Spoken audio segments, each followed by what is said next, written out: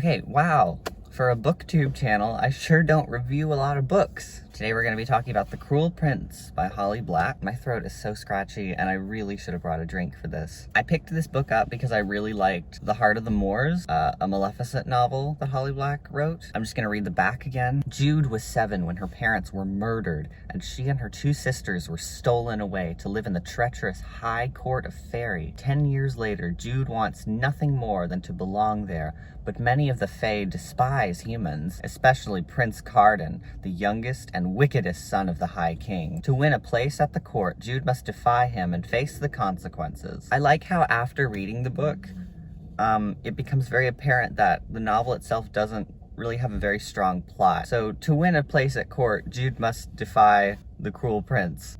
Feels like a bit of a stretch. I rated this book a 3 out of 5 on Goodreads, but I was rounding up. I thought it was maybe more of a 2.5. Now that I've been thinking about it though, I think it's earned those 3 stars. It's a 3-star book. One thing I will say about it is that it did stick with me. I'm still thinking about it and I finished it like 2 weeks ago, a week and a half ago. Anyway, I'm just gonna start this video off with the things that I didn't like, and then we'll move on to the good stuff later. Sorry if you hear honking. The library just opened and people are just now showing up. Also, spoilers, I'm gonna spoil this whole book. Okay, so stuff I dislike. I think this book has a really strong prologue that gets you invested and interested in the story, but afterwards it's just like 5 straight chapters of nothing but exposition. I actually got so bored reading like the first 1/4 of the book that I started taking like really mean-spirited notes. I'm not gonna read them because I do think that all that exposition eventually paid off later on, so I can't really complain about them now, other than the fact that it was boring to read at first. There's someone right by me.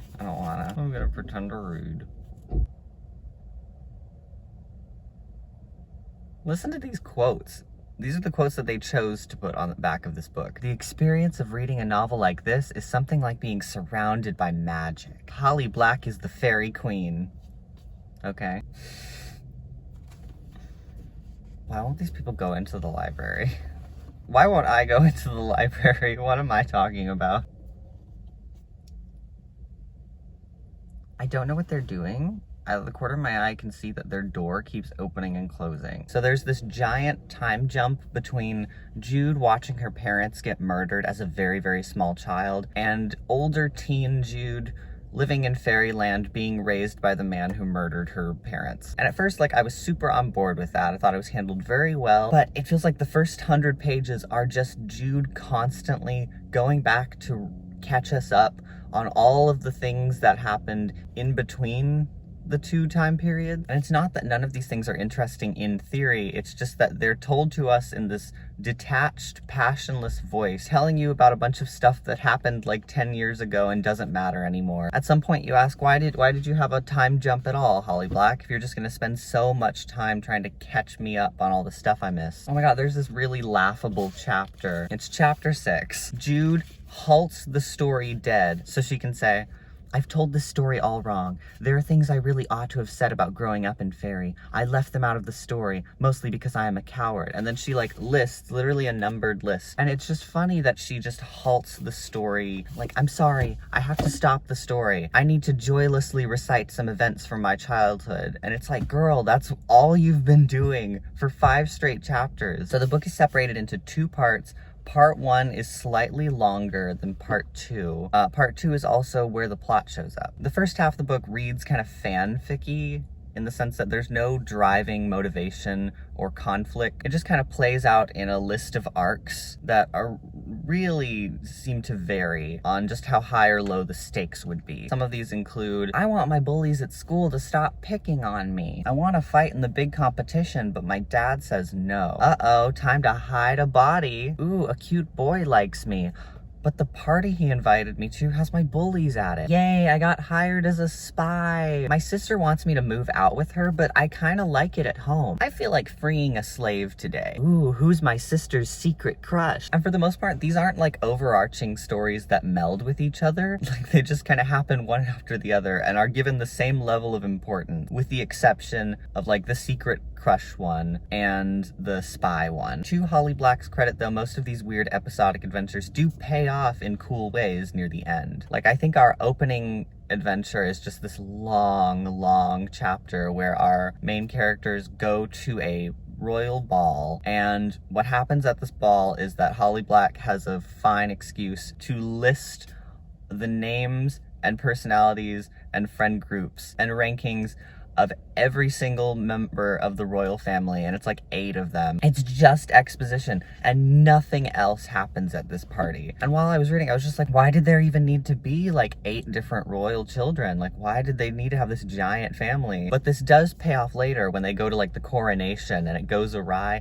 and like one by one, every single person in this family just gets murked. That was great. That was a really good, like, oh snap moment. Sometimes there's also contrived plot stuff. The only one that really springs to mind right now is, what's his fucking name? So Prince Dane, he is to be the king. And at one point early on in the story, he recruits Jude, the main character, to be his human spy. And whenever she pledges herself to him, he puts like a spell on her that will give her immunity from everyone else's magic, except for his. And then he waits like a week. And then she gets her instructions for her first mission. She goes on the first mission, nearly messes it up, and then reports back to him. And only then does he put a second spell on her to be like, and you can never talk about this. You can't talk about me or the spy stuff, and you can't write it down. You can't tell anybody. Why didn't he just do both of those things at the same time? Why did he leave this giant gap of time where she could have revealed everything? The reason I think Holly Black chose to do this was because after he dies at the coronation, the spell about her not being able to talk about this lifts, but the spell where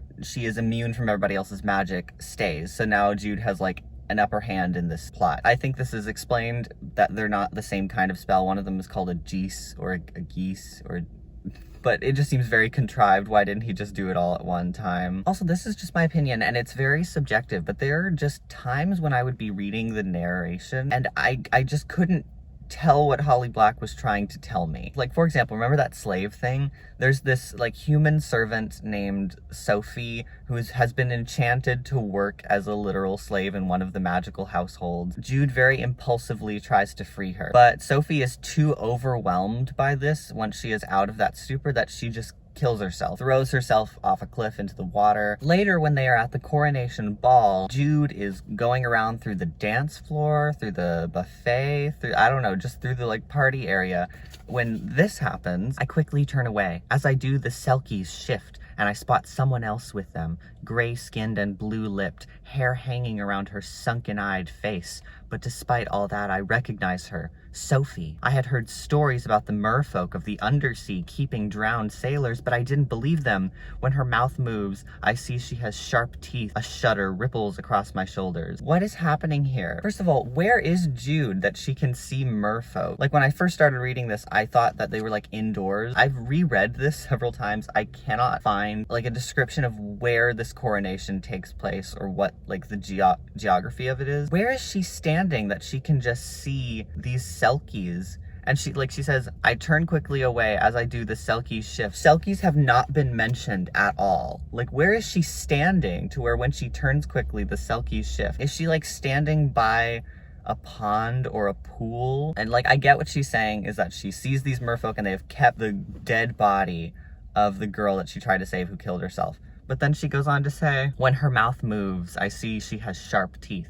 Whose mouth moved? Why is her mouth? She's dead. Are they like moving it for her? Do merfolk grind down dead people's teeth to a point just like for a laugh? Or is she just referring to like one of the merfolk? I feel like you watching this probably think that I'm exaggerating because I'm not reading the whole chapter and you can't see this paragraph in context. So you probably think there's some more context. No, this is just dropped in the middle of the scene. And I've read it so many times and I don't know what's going on.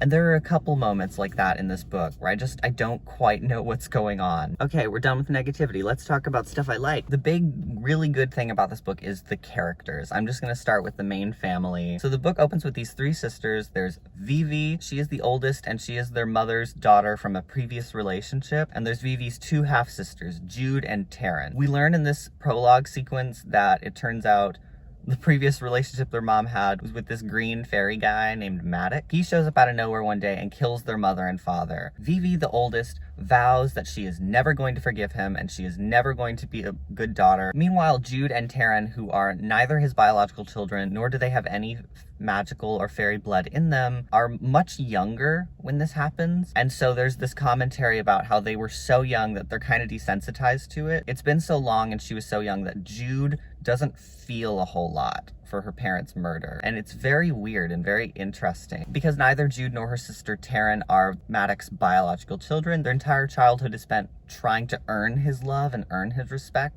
in the way that Vivi, who hates him, just gets. It also states in the early chapters that Vivi resents them for loving him and trying to win his favor, but that never shows up. It's a complete informed attribute. I don't know, they all kind of deal with this trauma in very unique, interesting, but also still relatable ways. There's a subplot where Taryn, Jude's human sister, totally does her dirty, like does this awful thing to her for just her personal gain. And you feel that betrayal and you feel that hurt that Jude feels, but at the same time, it's hard not to see why she felt that she had to do what she did. There's a scene where everybody is going on like a field trip back to the human world, and Jude just feels very uncomfortable there. And at one point, this guy kind of comes up to her to very harmlessly and very politely try to like flirt with her, and she just wallops him right in the nose, and she breaks it. This is the same part where Vivi is like, come, move out with me, come live in the human world. And Jude is like, I can't. Like, I've lived in fairy for so long, I can't function in this world anymore. I saw this really cool video of Holly Black where she was being interviewed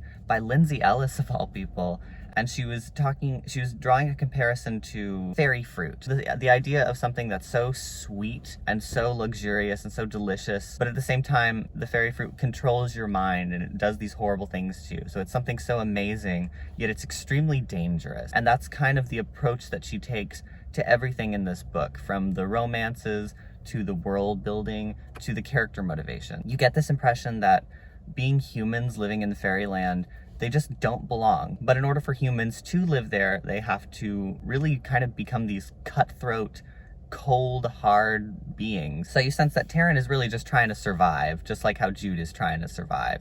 I don't know, it's all very cool. Speaking of the romance, Jude and Prince Carden, the cruel prince, they have a pretty basic romantic dynamic. Like, he's a bad boy, and she hates him, but like, gosh, do they want to bang. Personally, like, that's my kind of stuff. I love a bad boy who's just like an awful person. If you're not into that, I mean, why did you pick up a YA novel called The Cruel Prince? Like, what were you expecting? Like I said, it's pretty basic, but I do enjoy how Holly Black tied in the dynamic of the world building and some of the themes. I especially like this book opens and there's like a rude, like mean stepmother character, and I was like, oh boy. But as the book grows and evolves, like, you realize that the stepmother character, Oriana, is actually a lot kinder and is truly looking out for these girls and their well-being, more so than Maddox ever was. That, like, there's a total role reversal where at the beginning, Jude really doesn't like her stepmother, but she, really likes her dad. And by the end, it's totally reversed. I actually quite like that. That was pretty cool. Also, when it comes to Jude, I liked that her characterization was more reminiscent of stuff you see usually in male protagonists. Her main motivation is just her sense of pride. But sometimes it's cool to see a female character who's just motivated by herself. Like, she wants to succeed. She wants to excel at her skill. She wants people to be afraid of her. But she's not overpowered and like super badass. In fact, most of the things she sets out to do, she just fails, but she just gets right back up and is like, I'm gonna try again. The whole beginning of the book is her trying to kind of overpower and outdo and humiliate the bullies that she has at school, and these bullies have like magical powers and are royals, and like even the teachers can't say no to them, and she's just at a super disadvantage. And her sister Taryn is like, you need to stop, like, you're never going to win, why do you keep pushing it? And Jude responds in this really cool way. She's like, I can take it and be humiliated and feel awful, or I can be active, try to fight back, and then when I'm humiliated and feel awful afterwards anyway, at least I have that peace of mind that I did something. Like, I'm not just laying down and taking it. So yeah, overall, it was okay. It's really just a matter of, I think the characters were very, very strong. Usually when I find like a book or a movie that I don't like, 9 times out of 10, the reason I didn't like it was just the characters were the main problem. The characterizations weren't good, or they're boring characters. Personally, I would rather have a story with a weak narration and very, very strong characters over a story that has a technically strong idea for a narrative, but like really weak, boring characters. I'm not going to recommend it outright to everybody. If you were interested in this book already, check it out. Or if this interests you, go check it out. Like, again, there's fun stuff in it. Overall, it's a it's a tentative thumbs up from Hagen. I'm gonna go into the library now. Bye.